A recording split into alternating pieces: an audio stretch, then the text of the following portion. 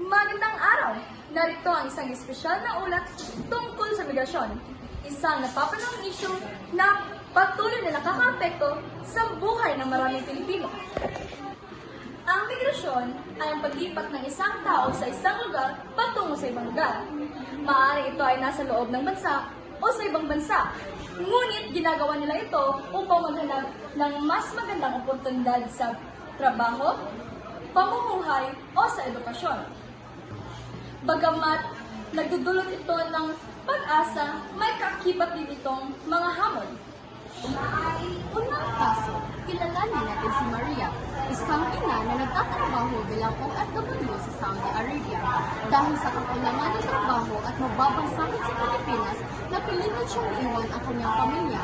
Nakapagpapadala siya ng sapat na kita para sa edukasyon ng kanyang mga anak. Ngunit kapalit naman ito ang matagal na pagkakalayo sa kanila. Ipinapakita ng isyu ito na may benepisyo ang migrasyon sa ekonomiya. Ngunit may emosyonal na sakripisyong kaakibat. Ikalawang kaso, si Juan naman ay lumipat mula Bicol patungong Maynila upang makahanap ng trabaho. Dahil sa ilang taong lumilipat sa lungsod, siya ay nahirapang makahanap ng disenteng tirahan at sapat na hanap buhay.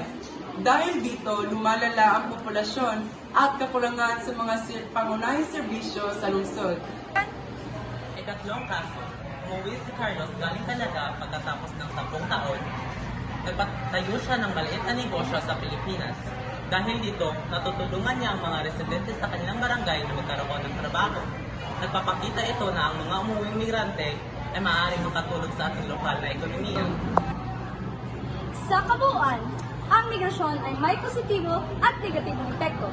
Maaari itong magbigay ng mas magandang kinabukasan, ngunit nagdudulot din ito ng mga hamon sa pamilya, komunidad at lipunan. Bilang mamamayan, mahalagang suportahan ang mga programang nagbibigay ng proteksyon at sapat na oportunidad sa mga migrante upang maging ligtas at maayos ang kanilang pamumuhay.